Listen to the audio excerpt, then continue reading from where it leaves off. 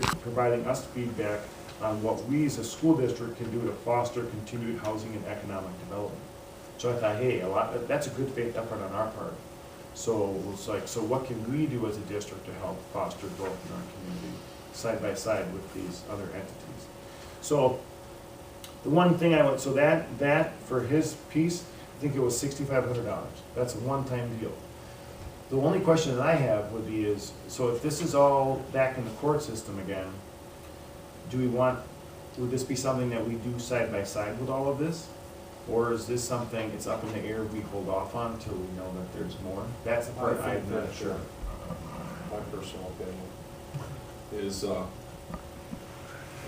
one, I think it's a good idea because it correlates to strategic planning, and hopefully that's going to be the next phase that we're going to go into. I highlighted this because what the district can do to foster continued housing. Be able to get the data and figure out where we're headed. And this is a very key piece to that. And I would favor doing the entire study. You think you should wait? No, I actually don't. I think the court system might be litigation for quite a long time. And it's already a village as we speak right now. It's just got some few other issues within it. I think that personally, I think waiting is going to hinder the portions of strategic planning. That I think this is good for strategic planning. I really do. It makes sense. Like that was my big, as I read through it, the part that I was excited about wasn't it when it got down to what the district can do. You know, a lot of that's telling a story. I know we might get some folks that are saying, hey, this is quite a bit of money, and it is quite a bit of money, but at the same point, I think it's money well spent to be able to figure out the direction we're moving our school district, figure out how we're going to teach our kids, what are the viabilities. It's not a recurring cost. So that's what I think is important. Absolutely. It's a one-time deal. Sure. If I came in and said, oh, by the way, we're going to take $6,500 a year, put it towards this. Well, sure. Oh my gosh, no, okay. Right. But a one-time deal. I think the information that you gain is very valuable for planning and being able to have a better school district in the future. You know, there is, one of the reasons why I appreciate sharing this tonight is there's there's some politics going on, right? Well, absolutely. And we're trying to, our angle is about growth, how we can support. Right. And to me, this is a good faith effort to be a part of it and kind of trying to reflect the dialogue that's been occurring. I think anytime you get feedback back from the community, and it sounds like that's a little bit of what we're going to get as well, is going to help us be a better school district. How effective would this study be, say, the merger that they wanted to do with the village and stuff just gets wiped out from the courts, and they say, no, you can't do that, you're going to be this town, you're going to be this town. How pertinent is this data going to be at that point, if that happens? Well, my takeaway from this was there's a side-by-side comparison. Okay, if the merger goes through, happens, here's what it means. Without it, here's what it means. So you really have just that part of it that would be, well, that's gone, but you'd have all the rest of this that still would be very relevant. A lot of this is about the impacts of what further development would be and things like that, and how to bring more families. Our ultimate goal is to increase population with kids. That's our major concern. I mean, that's not a hidden The city thing. can grow, but it may not grow with children. Yeah, we want more families to come to the area. And how do we do that? And this, and to be an integral part of everyone, whether it's Dodge County, City of Mayville, Williamstown / Kikoski now, things like that, and how we can better partner with them to bring more families in. I still think it's a good idea. So those are, and again, I was hoping I would have linked that up to the agenda. We were in a marathon meeting today, so. When is the court hearing? Tomorrow? No, I lost track of. Yeah. That was I'm in only getting February. second-hand Well, there's multiple lawsuits going on, and but I'd have to recheck all the dates. I thought it was next month sometime. You've got a lot of stuff going on. So. But as of right now, Kikoski is. Yeah. They got all the contracts signed with the county and everything. Well, yeah, you still got that going on as well. So there's a lot of stuff still in play, but as of right now, we're necessarily. And that whole process could take a long time. So Absolutely. officially, they're acknowledged as the village of Williamstown. So just gotta keep moving ahead with that. How long would this, well, both of these studies, how long would they take to be completed? I think this is probably about a month. So when I spoke to him, and it's not gonna be in here, because the whole backside is more about his recommendations. I think it's gonna be, a week or two to get connected with people to coordinate all the meetings, a week or two to collect the information, so I bet you 2 months, to be fair. Even though it's not 2 months worth of work, it's just 2 months of coordination, you know. So the Applied Populations Lab, that's a couple-week turnaround, is what I would say. Once they get the green light to go get the information, and I'd say a month for that. So a month for the Applied Populations Lab, and 2 months safely for the Roppers piece. So if we wanna push it a little bit, accelerate it, I'll confirm the timeline, and then I'll let everybody know. I Sure. can send an email out with that, so.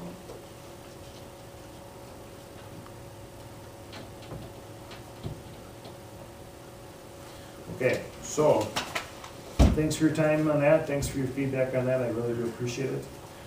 Just another thing, just housekeeping stuff, the spring board elections, we've got Norben Ron and Tom Kemp completed paperwork to be on the ballot, so thanks to Ron and Norb for doing that, and for getting your declarations of candidacy in time, that's a really big deal to Jan and I, so we appreciate that.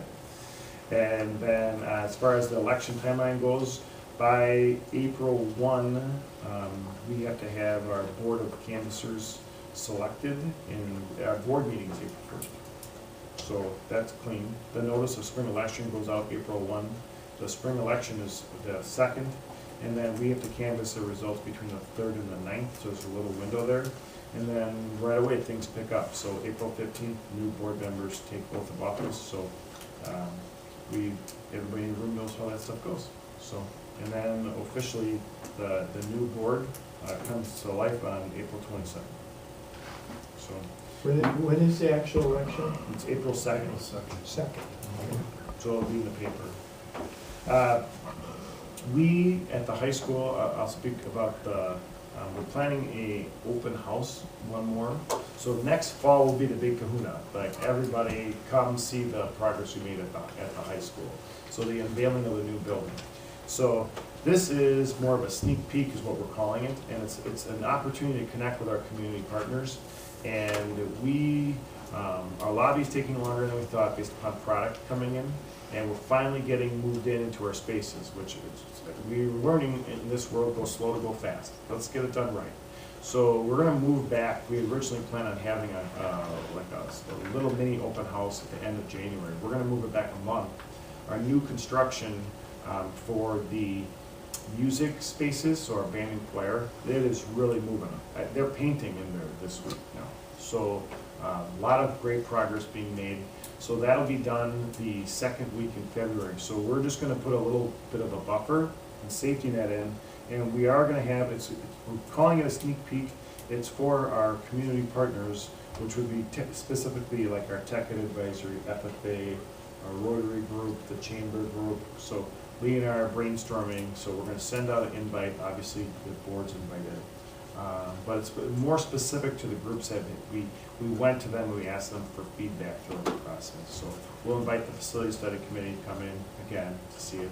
But if you were to look at our Tech Ed space today compared to where it was when we first moved in, right after Thanksgiving time, it's huge. Like, it's very exciting to see, yes, we've got this. So we've been in construction mode for so long, it's great to see places that really, like, they're in an excellent place right now. So, and then we'll have all of our equipment that we've ordered, all the stuff that we talked about for the fitness center you approved at the last board meeting, all of that will be in place. So we are in the fitness center now, we're just waiting for that equipment, and it's looking good. So please come up, so every Tuesday, there's a meeting at 9 o'clock, and then we go. Where's that held at? Into spaces. It's in the new, it's called the Innovation Center. It's at the high school. Oh, okay. In the conference room right off the cafeteria. Okay, so 9 o'clock every Tuesday, always welcome to come. Okay, 9 o'clock tomorrow morning. Yep. we'll be meeting there. Yep, so, for sure. One thing you might wanna think about too is, for the FFA alumni breakfast, Oh, yeah. You know, to have, if people wanted to just have a tour of. The nice thing is That's in it's March. open, Yeah. in March. Right. Mhm. First Sunday in March. Yep, well, they'll be in the spaces firsthand, and it's real easy to access everything else, so.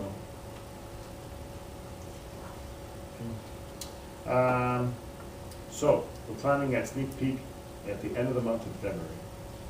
Upcoming events, the CISA 6 per PAC meeting, that's just the superintendent meeting this Friday, but I think the legislative breakfast starts at 7:30 in the morning. So legislative breakfast, board members are welcome to attend. So it's a drive, to get there. It's about almost an hour to get to the meeting, and the meeting's a little bit over an hour. But it's definitely, it's a model that is unique in the entire state of Wisconsin. I would say that CISA 6 is probably doing the best as far as bringing the local legislative representatives in order to have that dialogue go back and forth. So I would say that I'd recommend other CISAs do the same. So it's very good. I appreciate going to those, so I'll be headed up. But they have a meeting after the meeting is the thing. So you'd have to drive separate unless you want to stick around for superintendent. So that's this Friday. Then next week, Tuesday, Lee and I are going to go to a workshop. It's called Profile of Graduate Workshop. We've used some of that lingo here at the board meetings. And this is CISA 6 doing some work to help unpack what that actually means. So we'll bring that back to you. So it really means, what do you want your students to know and be able to do when they leave Mayville School District? And it's above and beyond the grades. It's about skill sets and attributes. And when you come to strategic planning, that profile of graduates embedded side by side right along with it. So looking forward to learning about what that means at CISA. We've got in-service on the 21st. We're busy mapping out the day and trying to maximize every minute of that we possibly can. And then you have a board meeting that night. So that will be the end of my report. All right, thanks, Scott. Becky, how's your New Year's start? Our new year is starting out very nicely. Make you aware, over Christmas break, we ended up getting a brand new cafeteria floor at Parkview. Some of our tiles have started to pop throughout first semester, and we were able to find a way to get a new floor. So that was installed. Finishing touches and final edging was put on the morning, last Wednesday morning as we were getting started with our school day. So we have a new floor. We were able to get our floors, our hallway floors waxed. We didn't have an opportunity at the end of summer because of all of the quick wrapping up of things and the makerspace, etc. So we had Melissa Stagger and her son Brady, who are part of our summer cleaning crew. They came in over Christmas break and waxed our floors, so our hallway floors look fabulous as we came back. It's been a good start to the new year. Yeah, not a lot going on, but it's assessment month. January we call assessment month, so we are working on this is our second chance to look at the growth of our kids over the course of this school year. We got the baseline in September, so now we are taking a look at how we've been rolling for the last few months. We kind of talked about that today too, as far as the importance. These are local assessments we're talking about, and it's important that the kids participate, and so that we can use that for growth. So the teachers look at that information and they adjust their instruction based on what they're getting from what their students show us. So it's just a big deal. So we need to make sure that we're creating a culture that gets that it's about a growth mindset, and we need these data points to help support it. Thanks, Becky. Bob? Hi, I want to recognize all our students and our music staff for the concerts over the holiday season, both the choir, the band, and also the grade level singing groups. Our beginning band did not perform, but will perform its first concert on Tuesday, February 5th, 5 p.m. at the high school auditorium. Also, our students in the middle school are working on a musical called Susical, the Musical. It'll be directed by Mrs. Kruger. They are looking for a little bit of an extension. The date will be in April, and when that date is determined, I will share that with the board so that you're aware of that. MMS Cardinal Pride T-shirt design contest is ongoing. Students at MMS, any grade, can design a T-shirt to be voted on to promote school spirit. Designs will be due February 11th. Upcoming at the middle school, water conservation project, students in grades 3 through 6 will be hearing from speakers about water conservation throughout the week coming up. We have DNR representatives from Horicon Marsh as well as water treatment employees from the city of Mayville. During classes next week, students will have a chance to reflect on the presentations as a group and then work on a water conservation poster. It is a activity between our art and our STEM classes. Also, the 6th grade camp the schedule has been completed. The camp will be held Monday, April 29th through Friday, May 3rd. And very similar to the activities that have been conducted in the past at camp, both during the day and the evening. More information to come closer to camp time. And also, our leadership students are offering to tutor students in grades 3 through 5, be one-on-one tutors in the need of in any academic support. Mrs. Schneider works with our school leadership group, and this is something new. They're starting to create some connections between our older students and our younger students, and also help them with their studies. Also, there's a plan for our 8th grade STEM classes to visit the new Fab Lab Tech Ed space at the high school. And Mrs. Schneider is in charge of those STEM classes, and she'll be taking our 2 current 8th grade classes that are running this first semester up Friday and Monday to the high school to meet with Mr. Seiler and to show our students the opportunities that they'll have as freshmen next year in Tech Ed and STEM at the high school. All right, thank you, Bob. Lee? Okay, at the high school, we have sent out to parents and students our semester exam schedule. Semester exams will be held on January 16th, 17th, and 18th. We take our 8 periods, spread them over 3 days. Each of those 3 days will be started at 9 o'clock in the morning. However, our building will be open normal time, 7 in the morning for kids to come in. Fitness center will be open, breakfast will be served, and teachers are also going to be running some study sessions before finals begin. So that's something we're going to try.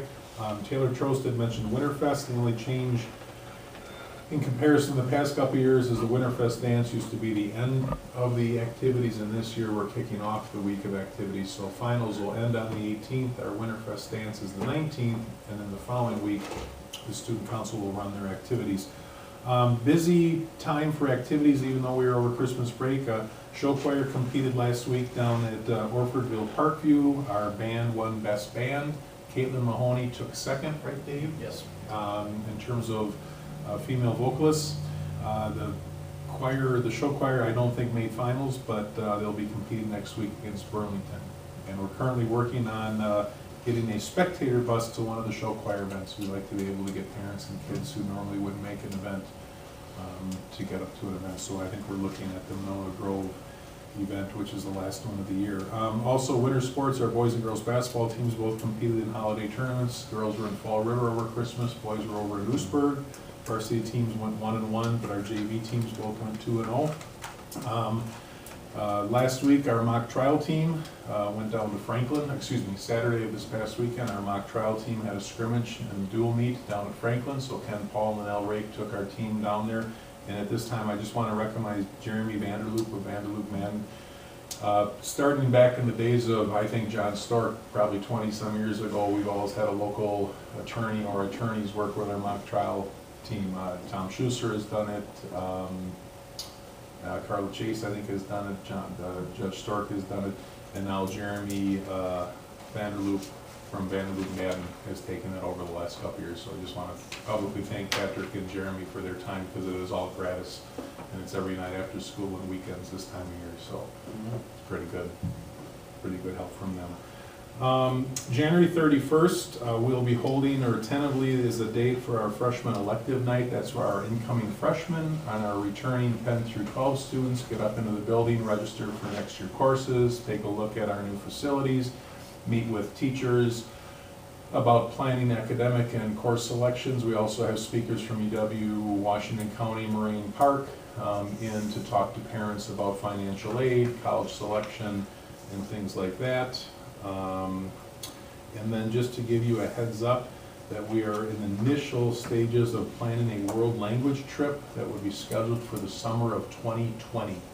So I know that seems like a far length away, but when you're talking about traveling out of country, we need to start working on that. So Alexis has been working, our Hispanic, one of our world language teachers has been working on the trip. And then also a quick thanks, over Christmas, Tom Nennig, Pat McFadden, Scott Hilber, some of our former graduates, some of our current students moved all the equipment from the stage down into the fitness room. And it may not seem like a big thing, but you gotta realize how heavy this fitness equipment is. So they literally had to take it off the stage, walk it outside, put it on a flatbed, take it around the edge of the building, take it off the flatbed, get it in, and then the big shout out goes to Bill Ty, who then had to deassemble it upstairs, and then once we brought it down, he had to assemble it all back together. But it saved time and money by us doing that over Christmas break, so Tom and his group deserve a big thanks, because it's done and it's in place. About he understands the costs associated with shipping Freight, fees yeah. now. Yeah, It's just so heavy. so that's from high school down. Thanks, Lee. Where are they gonna go for is there a destination picked yet? Is that? gonna keep They're that looking private, at, or- I think it was Costa Rica Again? Can you just do it? and maybe Panama. There was kind of a dual Wow. trip. Nothing's set yet, but they're exploring. Okay, moving on, possible future action items. Any unfinished business?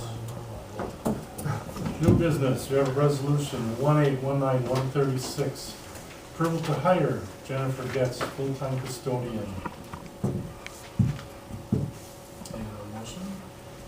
So moved. Motion by Dave, Second. second by Joe.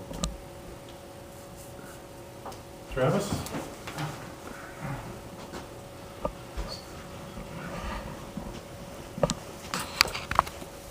Well, this is one of two, so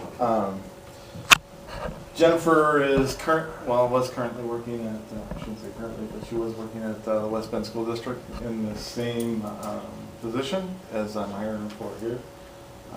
She has been there for the last 3 years, and prior to that, she worked for St. Joseph Hospital, cleaning patient rooms, so she understands the importance of cleanliness.